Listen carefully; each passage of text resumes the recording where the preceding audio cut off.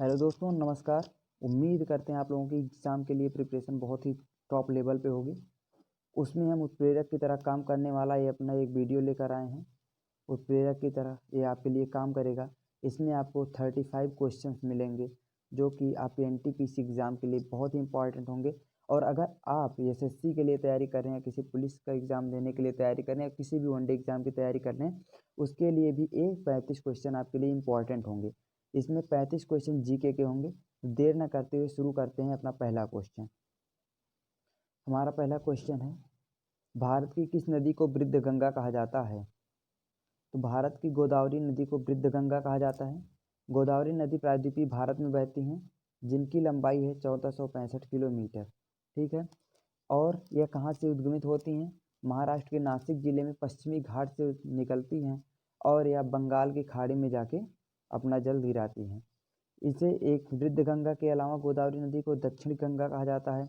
और दक्षिण भारत की गंगा की बात की जाए तो कावेरी नदी को कहा जाता है। ठीक है, शब्दों का अंतर है, आंसर चेंज हो जाएगा। बढ़ते हैं दूसरे क्वेश्चन की तरफ। दूसरा क्वेश्चन है, वायुमंडल में कौन सा भाग पृथ्वी से संबंध है?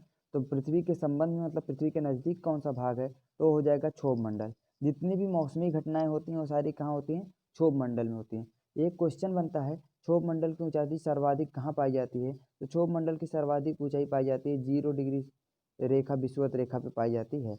और सबसे कम ऊंचाई कहाँ पाई जाती है क्षोभ मंडल की? तो वह पाई जाती है ध्रुवों पर। ठीक है।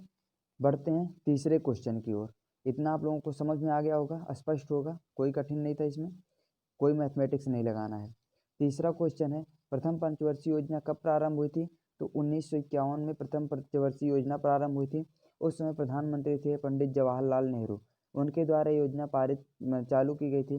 पंचवर्षीय योजनाओं को निर्मित करने में योजना आयोग का हाथ होता था। अब योजना आयोग को परिवर्तित करके नीति आयोग बना दिया गया है। ठीक है। नीति आयोग 2015 से काम कर रही योजना आयोग की जगह पे। और इसको परिवर्तित किन्होंने किया है? इसे प्रधानमंत्री नरेंद्र मोदी के नेतृत्व वाली कैबिनेट मंत्रालय ने परिवर्तित किया है। ठीक है। बढ़ते हैं चौथे क्वेश्चन की ओर। इडुक्की बांध किस नदी पर बना है? तो इडुक्की बांध पेरियार नदी पर बना हुआ है। इडुक्की बांध की ऊंचाई कितनी है? 168 मीटर ये ऊंचा है। ठीक है, 168 मीटर ऊंचा है तथा 365 मीटर ये लंबा है। या भारत का सबसे ऊंचा बांध कहाँ पे है? तो भारत का सबसे ऊंचा बांध टिहरी बांध है, जो भागीरथी नदी पर उत्तराखंड में स्थित है। और भारत का सबसे लंबा बांध पूछा जाए तो हीराकुंड बांध है, उड़ीसा में है, 4.8 किलोमीटर लंबा है। टोटल लंबाई हीराकुंड की देखी जाए तो वो लगभग 25 किलोमीटर तक पड़ती है। ठीक है। बढ़ते हैं पाँचवें क्वेश्चन की ओर। पाँचवा क्वेश्चन है, उस चीनी यात्री का नाम बताना है जो हर्षवर्धन के दरबार में आया था। चीनी यात्री कौन था जो हर्षवर्धन के दरबार में आया था? वेन सॉन्ग हर्षवर्धन के दरबार में आया था। इसने अपनी एक पुस्तक लिखी इस बारे में, जो इसने यात्रा विवरण था इसका, उसका नाम है सियुकी। इस सियुकी इतना इम्पोर्टेंट है भारत की उस समय तत्कालीन भारत को जानने के लिए सियुकी बहुत ज़्यादा इम्पोर्टेंट है। ठीक है। वेन सॉन्ग कन्नौज की एक धर्म सभा का अध्यक्ष था। ठीक है। उसने प्रयाग की छठी महामोक्ष परिषद जब हुई थी उसमें भी भाग लिया था। कभी कभी आता है हर्षवर्धन ने छठी मोक्ष परिषद का आयोजन कहाँ किया था? तो प्रयाग में किया था, ये भी ध्यान रखना। ठीक है। अगला क्वेश्चन, छठे क्वेश्चन की तरफ बढ़ते हैं। भारत की प्रांतीय स्वायत्तता शुरू की गई थी। तो भारत की प्रांतीय स्वायत्तता किस अधिनियम के द्वारा शुरू की गई थी? भारत शासन अधिनियम 1965 के द्वारा शुरू की गई थी। भारत शासन अधिनियम 1935 की प्रमुख विशेषता प्रांतीय स्वायत्तता थी तथा इसके द्वारा प्रांतों में द्विशासन पद्धति थी उसे समाप्त कर दिया गया और उसे कहाँ पे लगा दी गया? केंद्र में द्वैत शासन प्रणाली की शुरुआत की गई थी। इस अधिनियम के तहत 1935 के तहत शुरू किया गया था। ठीक है। 1935 बहुत इंपॉर्टेंट है। और प्रांतों में द्वैत शासन की शुरुआत हुई थी कब से? 1919 के अधिनियम द्वारा शुरू किया गया था। बढ़ते हैं सातवें क्वेश्चन की तरफ। हमारा सातवां क्वेश्चन है, भारत का सबसे प्राचीनतम संगीत यंत्र क्या है? तो भारत का सबसे प्राचीनतम संगीत यंत्र बीड़ा है। माँ सरस्वती के हाथ में भी आप लोगों ने बीड़ा देखा होगा, तो ये बहुत ही पुराना संगीत यंत्र है। कौन सा? बीड़ा। आठवां क्वेश्चन देखते हैं, चंद्रगुप्त मौर्य अपने अंतिम दिन कहाँ गुजारे थे? तो चंद्रगुप्त मौर्य कौन थे? चंद्रगुप्त मौर्य मौर्य वंश के संस्थापक थे। इन्होंने अपना अंतिम समय श्रवणबेलगोला में गुजारा था।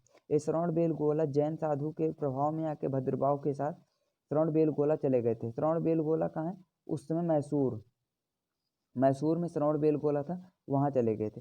उसके बाद फिर इन्होंने काया क्लेश द्वारा शरीर का त्याग कर दिया था, जिसे जैन पद्धति के अनुसार सल्लेखना कहा जाता है। ठीक है, तो चंद्रगुप्त मौर्य ने अपना अंतिम समय श्रवणबेलगोला में गुजारा था। 5वीं बौद्ध परिषद का आयोजन किसने किया था? तो 5वीं बौद्ध परिषद का आयोजन किया गया था किसके द्वारा? हर्ष के द्वारा किया गया था। ठीक है, राजा हर्ष द्वारा कन्नौज में 5वीं बौद्ध परिषद का आयोजन किया गया था। ठीक है, तीसरी का आयोजन अशोक ने किया था, चौथी का आयोजन कनिष्क ने किया था और 5वीं का आयोजन हर्ष ने किया था। ठीक है, तीसरी, चौथी और 5वीं का आयोजन है। बढ़ते हैं 10वें क्वेश्चन की तरफ। 10वां क्वेश्चन है, कंप्यूटर में 1 गीगाबाइट स्मृति आकार में कितने किलोबाइट होते हैं? तो पहले आप लोगों को पता होना चाहिए 1 किलोबाइट में कितने होते हैं। 1 किलोबाइट में 1024 होते हैं और 1 गीगाबाइट में 1024 का क्यूब होता है। ठीक है, 1024 का क्यूब हो जाएगा 10,48,576। 1 मेगाबाइट में होते हैं 1 गीगाबाइट में कितना होंगे? 10,48,576 होंगे। ठीक है, उसके बाद फिर आता है एक बाइट में कितने बिट होते हैं? 1 बाइट में 8 बिट होते हैं। ठीक, इतनी जानकारी इस क्वेश्चन से मिलती है। देखते हैं 11वां क्वेश्चन। 11वां क्वेश्चन है, किस ग्रह को लाल ग्रह कहा जाता है? तो सबको पता होगा मेरे ख्याल से, मंगल ग्रह को लाल ग्रह कहा जाता है। या क्या है? सूर्य से क्रम के अनुसार चौथा दूर ग्रह है। पहला बुध, फिर शुक्र, पृथ्वी के बाद चौथा मंगल आता है। और आकार की दृष्टि से देखा जाए तो मंगल ग्रह का आकार 7वां है। ठीक है, देखते हैं 12वां क्वेश्चन। दोस्तों, आप लोगों को अंत तक ये वीडियो देखना है और इससे निश्चित ही आप लोगों के क्वेश्चन फंसेंगे। मैं आप लोगों के लिए 5वां वीडियो डाल रहा हूँ जो एनटीपीसी के लिए आप लोगों के लिए इम्पोर्टेंट होगा। अगर आप लोग ये वीडियो लास्ट तक देखते हैं तो निश्चित ही आप लोगों को इससे क्वेश्चन मिलने हैं। और अगर आपको वीडियो पसंद आता है तो लाइक कीजिए और अपने दोस्तों में भी शेयर कीजिए। ठीक है, बढ़ते हैं अपने 12वें क्वेश्चन की तरफ। 12वां क्वेश्चन है, जीवाश्मों का अध्ययन क्या कहलाता है? तो जीवाश्मों का अध्ययन पूछ रहा है तो पैलियोंटोलॉजी को जीवाश्मों का अध्ययन इसी के अंतर्गत किया जाता है, पैलियोंटोलॉजी के अंतर्गत किया जाता है। एक टर्म आया है पालिडोलॉजी। पालिडोलॉजी भू वनस्पति विज्ञान की एक शाखा है जिसके अंदर दलदल भूमियों का अध्ययन किया जाता है। ठीक है, ईचोलॉजी वर्ड आया है यहाँ पे। ईचोलॉजी जंतु विज्ञान की एक शाखा है और इसके अंदर मछलियों का अध्ययन किया जाता है। अब जब तीनों की बात कर लिए हैं, चौथे की बात कर लेते हैं, अर्निथोलॉजी। अर्निथोलॉजी भी जंतु विज्ञान की एक शाखा है। इसके अंतर्गत किसकी अध्ययन किया जाता है? इसके अंतर्गत हम लोग पक्षियों का अध्ययन करते हैं। देखो, पक्षी उड़ गई। अब बढ़ते हैं 13वें क्वेश्चन की ओर। 13वां क्वेश्चन है, पृथ्वी से टकराने वाला पराबैंगनी विकिरण किसके अवक्षय होता है? तो किसके अवक्षय होता है जो पराबैंगनी विकिरण होता है? तो किसके अवक्षय होता है? तो ओजोन का होता है। ठीक है, अब यहाँ पे आंसर है ओजोन। तो अब दिमाग में आएगा ओजोन क्या होता है? ओजोन एक परत गैस होती है जो कहाँ पाई जाती है? समताप मंडल पे पाई जाती है। समताप मंडल में 18 किलोमीटर से 50 किलोमीटर के बीच में पाया जाता है समताप मंडल। उसी में ओजोन परत आपकी पाई जाती है जो कि 30 से 32 किलोमीटर के रेंज में इसका घनत्व क्या होता है? सर्वाधिक होता है। किसका? ओजोन गैस का। यह क्या करती है? पराबैंगनी विकिरण जो होती हैं उसको जमीन पे आने पर रोकती है। पराबैंगनी विकिरणों से क्या होता है? कैंसर होने की संभावना बढ़ जाती है। ठीक है, 14वां क्वेश्चन देखते हैं। 14वां क्वेश्चन है, व्यापारिक पवनें कहाँ से चलती हैं? तो व्यापारिक पवनें 14वें क्वेश्चन में पूछ रहा है कहाँ से चलती हैं? तो इसका आंसर हो जाएगा उपोष्ण उच्च दाब से चलती हैं। व्यापारिक पवनें उपोष्ण उच्च दाब से निम्न दाब की ओर चलती हैं। ठीक है, बढ़ते हैं 15वें क्वेश्चन की ओर। 15वां क्वेश्चन है, आकस्मिक बाढ़ का संबंध किससे है? तो आकस्मिक बाढ़ का संबंध चक्रवाती तूफान से है। ठीक है, बाढ़ कब आती है? जब नदी का पानी तटों के बाहर बहने लगता है, उसे ही हम क्या कहते हैं? बाढ़ कहते हैं। भारत में बहुत सी ऐसी नदियां हैं जो क्या करती हैं? बरसात के मौसम में तगड़ तूफान ला देते हैं, एकदम बाढ़ खड़ा कर देते हैं कि गाँव से लोग पलायन करने लगते हैं। उसके बाद क्या होता है, पूरे वर्ष भर में एकदम सूखी रहती है, मरुस्थल जैसे लगता है वहाँ पे। तो इनका संबंध किससे है, प्राय जो बाढ़ आ जाती हैं चक्रवाती तूफानों से है। 16वां क्वेश्चन देखते हैं, प्रारंभिक बौद्ध धर्मों की रचना किसमें की गई है। तो इसमें किसमें का मतलब है किस भाषा में की गई है, तो ये किस भाषा में की गई है, पाली भाषा में की गई है, ठीक है। सॉरी दोस्तों, पाली पाठ में की गई है। उसके बाद फिर किस भाषा में की जाने लगी, कुछ समय बाद यहाँ पे भी संस्कृत का प्रयोग किया जाने लगा, लेकिन आंसर क्या होगा आपका, पाली भाषा में की जाएगा, क्योंकि प्रारंभिक पूछ रहा है, ठीक है। पाली सामान्य लोगों की भाषा थी, तो ये लोगों की जल्दी समझ में आ जाती थी, इसलिए पाली का प्रयोग किया गया था यहाँ पे, ठीक है। बढ़ते हैं 17वें क्वेश्चन की तरफ। दोस्तों आप लोग भी अपने आप को ट्राई करते रहिए, आप लोग कितने क्वेश्चन कर रहे हैं, इसमें से कितने क्वेश्चन आप लोगों को पता है। ऐसा तो नहीं कि आप लोग पढ़ के बैठ गए हैं और आप लोगों का क्वेश्चन नहीं तैयार है, केवल वैसे हवा में बात हो रही है। 17वां क्वेश्चन है, भारतीय प्रायद्वीप की सबसे लंबी नदी कौन सी है। अभी डिस्कस हुआ था, गोदावरी नदी क्या है, प्रायद्वीपीय भारत की सबसे लंबी नदी है, ठीक है। 1465 किलोमीटर लंबाई है, और कहाँ से निकलती हैं, नासिक से निकलती हैं, पश्चिमी घाट से, पश्चिमी घाट में त्र्यंबकेश्वर स्थान है, वहाँ से निकलती हैं। अगर इसकी पहले बात हो चुकी है, तो गोदावरी नदी की सहायक नदियों की बात कर लेते हैं। सहायक नदी गोदावरी की कौन सी हैं, बेनगंगा, वर्धा, पेनगंगा, प्राणहिता, इंद्रावती, मानेर और सबरी। दोस्तों आप लोगों को लग रहा होगा कि तो भूल जाएगा, फिर से रिपीट करता हूँ, वेनगंगा, वर्धा, पेनगंगा, प्राणहिता, इंद्रावती, मानेर और सबरी हैं, और इसे दक्षिण गंगा कहा जाता है और वृद्ध गंगा कहा जाता है, जैसा कि हम लोग पहले डिस्कस कर चुके हैं, ठीक है। अब 18वें क्वेश्चन की ओर बढ़ते हैं। 18वां क्वेश्चन है, विंबलडन ट्रॉफी का संबंध किस खेल से है। तो इसका संबंध है लॉन टेनिस से। लॉन टेनिस 1877 ईस्वी में प्रारंभ किया गया था। यह विंबलडन क्या है, विश्व का सर्वाधिक पुराना खेल है लॉन टेनिस टूर्नामेंट, ठीक है। यह कहाँ प्रारंभ हुआ था, ऑल इंग्लैंड क्लब मैदान में खेला जाता है विंबलडन, ठीक है। और और क्या है, यह 4 ग्रैंड स्लैम टूर्नामेंट होते हैं इसके तहत। कौन सा अन्य 3 है, पहला तो हो गया विंबलडन, लॉन टेनिस की बात कर रहे हैं, 4 होते हैं। पहला हो गया विंबलडन, दूसरा हो गया ऑस्ट्रेलियन ओपन, तीसरा हो गया फ्रेंच ओपन, चौथा हो गया यूएस ओपन। क्वेश्चन इसमें से रिपीट जरूर होते हैं, अगर आता है आपका कि लॉन टेनिस में से जब Wimbledon, Australian open, French open या यूएस ओपन, इनमें से क्वेश्चन रिपीट होता है किसने जीता, तो इसको आप लोग हर साल जब ये होगे तो इसमें के विजेता जो होते हैं महिला और पुरुष में जरूर से जरूर एकल तो 100% देख के जाना।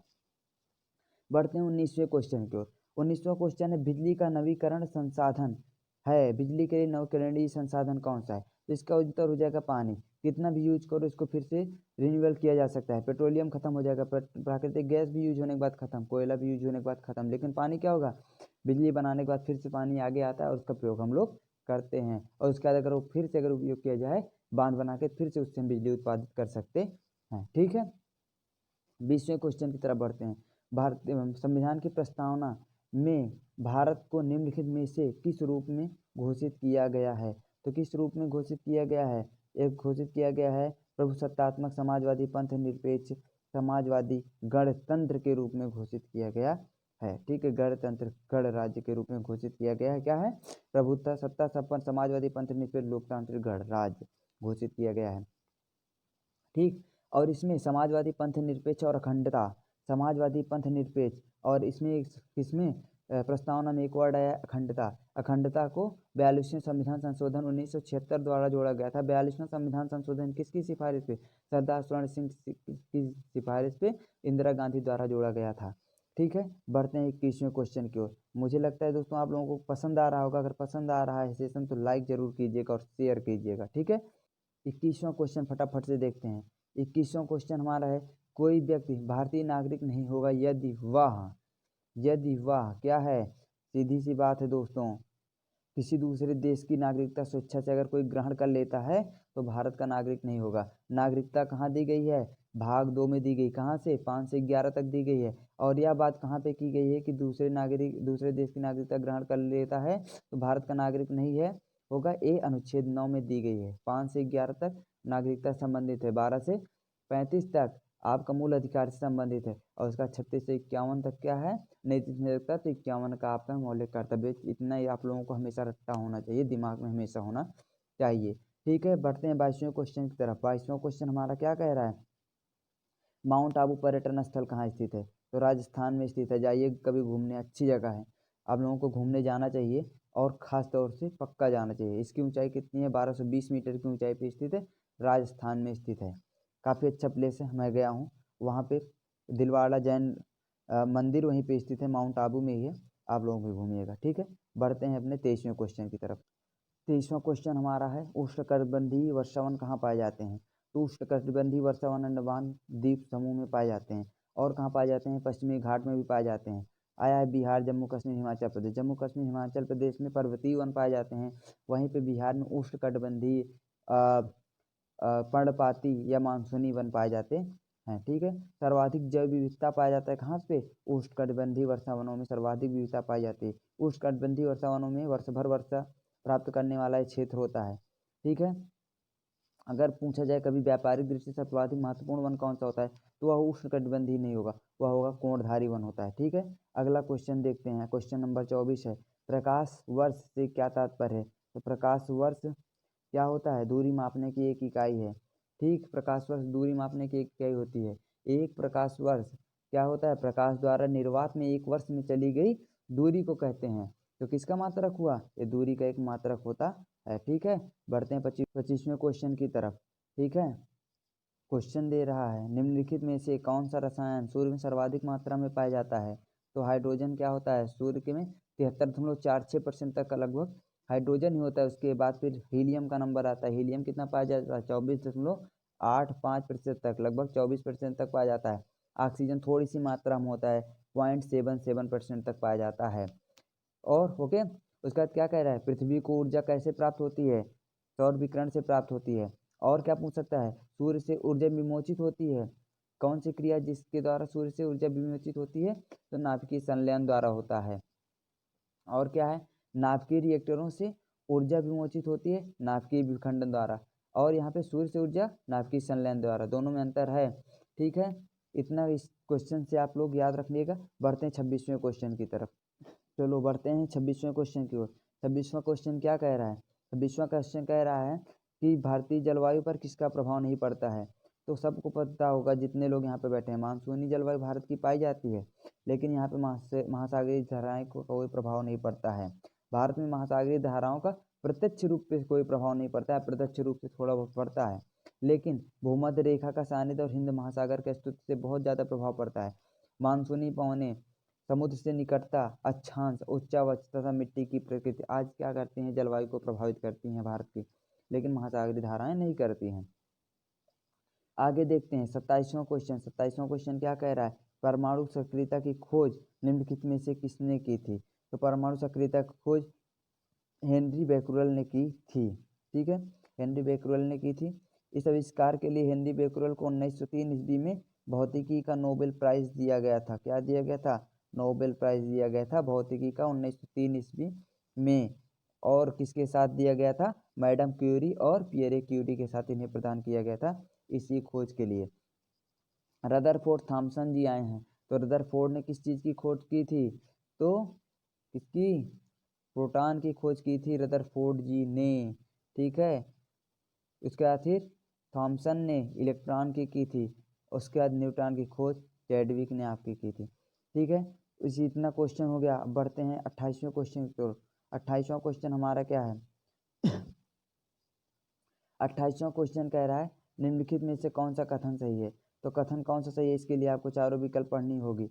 इसके लिए वायु के ताप में बढ़ोतरी से वायु की वाष्पीकरण की करने की क्षमता कम हो जाती है। उसके बाद क्या कह रहा है? बी, ताप में वृद्धि से वायु दाब कम हो जाता है।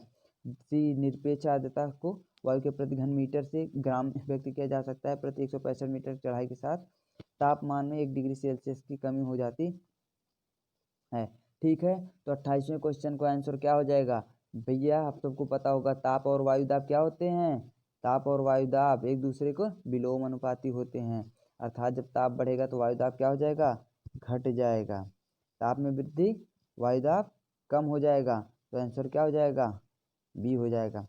ताप में वृद्धि से वायु दाब कम हो जाएगा। ठीक है, पढ़ते हैं अगले क्वेश्चन की तरफ। अगला क्वेश्चन हमारा कौन सा होगा? अगला क्वेश्चन हमारा होगा क्वेश्चन नंबर 29। 29 में है, गर्म शुष्क मौसम के दौरान भारतीय उपमहाद्वीप पर निम्नलिखित में से किस क्षेत्र पर निम्नतम दाब रहता है। निम्नतम मतलब सबसे कम लो प्रेशर कहाँ पे होता है, तो पश्चिमोत्तर भारत में होता है।